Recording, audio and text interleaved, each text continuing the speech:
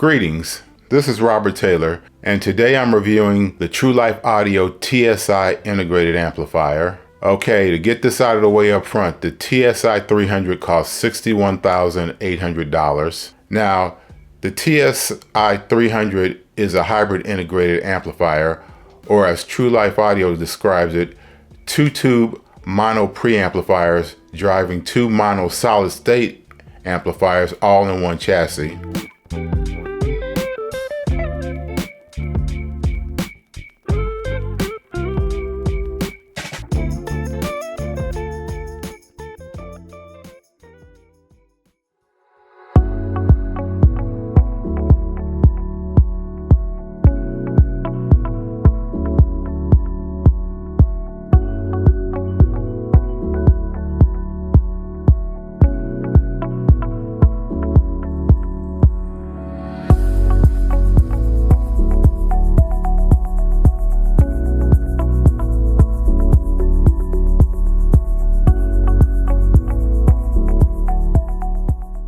Now, True Life Audio is a relatively new company to the US, but it was founded in 1995 in Greece by Velisarios Georgiadis. But the roots of the company go back to 1957 with his father, who made transformers for the telecommunications, broadcast, medical, and military industries. It has a separate linear power supplies. The first power supply uses a custom designed L transformer and a custom designed choke. And this supplies the high voltage and heater voltage for the 12 AU7 tubes in the front end. The second power supply uses a custom designed low loss laminated transformer which combines high speed rectification and high quality filter and capacitors for voltage and current for the solid state output section. Now the amplifier is 19.69 inches wide, just under 20.5 inches deep, and just under 10 inches high. This amplifier weighs a back-breaking 120 pounds. It has 4 inputs, 2 balanced, 2 single-ended, and it has 2 sets of 5-way binding posts for bi-wiring speakers. The amplifier puts out 150 watts into 8 ohms, 300 watts into 4 ohms, and you can get it finished in either silver or black. Now the amp does come with a remote control, which is a small metal unit that has 3 buttons on it. It has volume up, volume down, and mute, and that's it. In order to change your input source, you have to physically go to the amplifier and turn the front knob. Speaking of the physical unit, the amplifier has 2 knobs, one for input selection, as mentioned earlier, and one for volume control. And it also only has 2 buttons, one for the unit power and one for mute. Overall, this is a very basic utilitarian piece of equipment, and the amplifier requires a C19 socketed power cord. Now, let's get to the sound.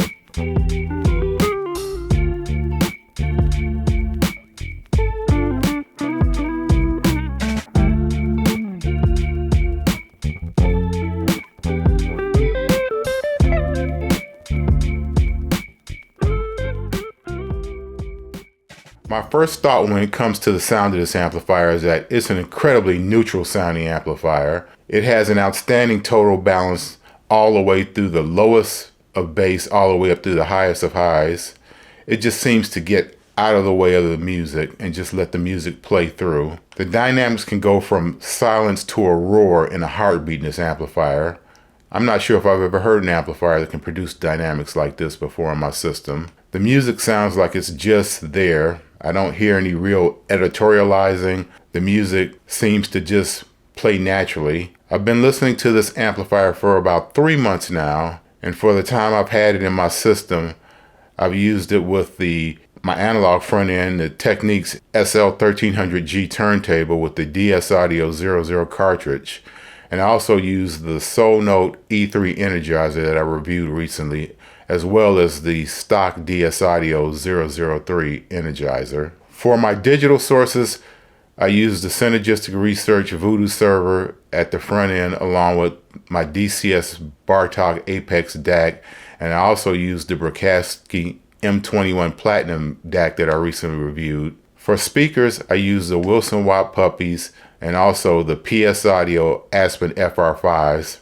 Review is coming soon. Now, Starting with the bass, the amplifier is capable of producing clean, powerful, well-detailed low end, but with lots of nuance and articulation. One example of this is take a listen to Bass Drops by Neven Vasilic to get a sense of what this amplifier can do. The mid-range is incredibly natural sounding. Listen to singers like Nina Simone or Gregory Porter or Kurt Elling to get a sense of how natural their voices sound. I don't know a way to explain this, but this amplifier provides a sensorial relaxation in music that I can't say is present with some other equipment. The highs are very clean and extended. Check out some of the interesting sound effects on, say, Kraftwerk's Electric Cafe album.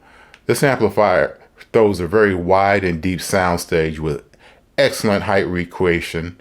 On the song Boing Boom Chak, you can hear various sound effects moving vertically within the soundstage, as well as the sound is portrayed well behind the speakers with the lateral placement very far side to side. Dynamics on this amplifier are outstanding as well, as I've stated earlier. One of my primary go-tos for this is Sheila Jordan on her album Songs from Within. The song You Don't Know What Love Is, there is a point where she starts out a passage incredibly quiet, and then she goes to the top of her lungs in an instant, and the volume change on this amplifier can be startling. Now, one album I want to talk about is I recently purchased the new original jazz classic reissue of Miles Davis' Walking on the Prestige label. Now, this album has always held a special place in my heart. This is the first record I can truly remember listening to as a toddler. I was always fascinated with the giant stoplight on the cover of this album, and my mother had a copy of this album when I was young and would play it for me, and I don't know what happened to that copy of the album, but I've always been really fond of the music. When I told my mother that I just bought a new copy of this album, she got a real kick out of it. This album was recorded in 1954 and was released in 1957 for some reason. It's in mono, but through this amplifier, you do get a sense of the spaciousness, the imaging, and even the spread of the instruments are confined basically dead center of the speakers. You get a sense of presence. Listen to Miles Davis's trumpet, J.J. Johnson's trombone, and Lucky Thompson's saxophone on the title track. These three horns are playing in unison with the melody of the song. But for a mono recording, you can clearly hear the space as the sounds reflect off the studio walls. The dynamics on this record are excellent as well. You get the various changes in amplitude as Miles Davis plays the first solo in the beginning of the title song, Walking. J.J. Johnson comes in with his trombone, and you can clearly hear he's playing a little less wide open than Miles. Another thing that stands out on this album is the cymbal work from Kenny Clark's drum set. You can really hear the cymbal shimmer as he plays the ride cymbal, keeping time with the music. Another interesting thing about this song in particular is Lucky Thompson's tenor sax solo is going on while Miles and J.J. Johnson are playing the melody behind him at the exact same time. Even though this is a mono recording, you get soundstage imaging and a sense of spaciousness. There is a bit of left to right imaging, for example. The horns are dead center between the speakers, but the drums, piano, and bass are slightly to the right of center in the same lateral plane. Now, the next album I've been really enjoying is an album called Beethoven Blues by John Baptiste. Now, this is an album of solo piano. This is basically Baptiste doing his take on classic Beethoven compositions. On the first track, Fur Elise Baptiste, he starts out playing the traditional version of the song.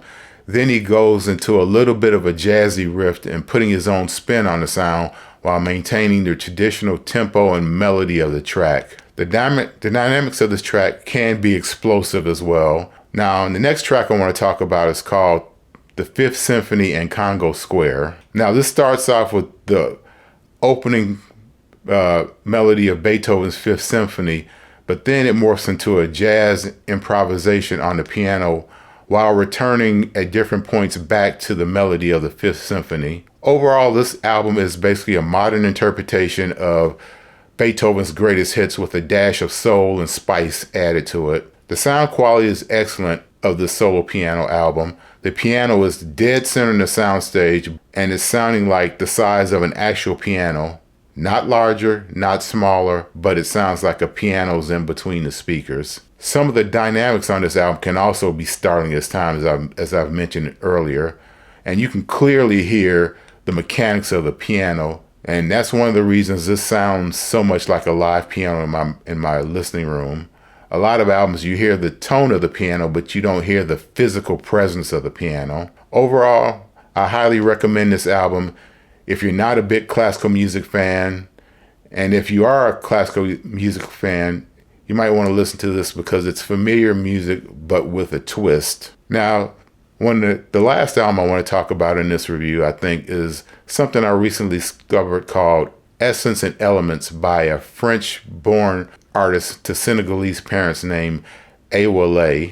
This album is kind of a blend of jazz, soul, and folk music with African rhythms. The songs on the album are in English and in French, and the songs are mostly done with acoustical instruments, and it doesn't sound like there's a whole lot of electronic processing on this album, but it's a really excellent sounding recording. She has a very good voice. I'd say her in the lower register of the female range. The album has a rich tonal quality to it, and the songs are really intriguing. And this amp shows the naturalness of this recording. Awa's voice is focused dead center between the speakers in the soundstage, and there's good lateral spread of the instruments across the back soundstage behind her vocal presence. Okay, my conclusion on this amplifier is the True Life Audio TSI-300 is an outstanding sounding product. Very natural, very dynamic, very explosive, very clean sounding. It's quiet as all get out. You wouldn't know that there were tubes inside this unit if you didn't read the description of it. Now, the downsides. It's very big. It's very heavy. It's extremely expensive. There are only 4 inputs and no line level outputs, so it's very limited in its flexibility. But I think this would be the perfect amplifier for someone who wants the best possible sound with the least amount of complexity and clutter. As always, thank you for watching this review. Please like and subscribe to the YouTube channel. Please check out the Absolute Sound newsletter. Also, check out the magazine. We'll see you on the next one.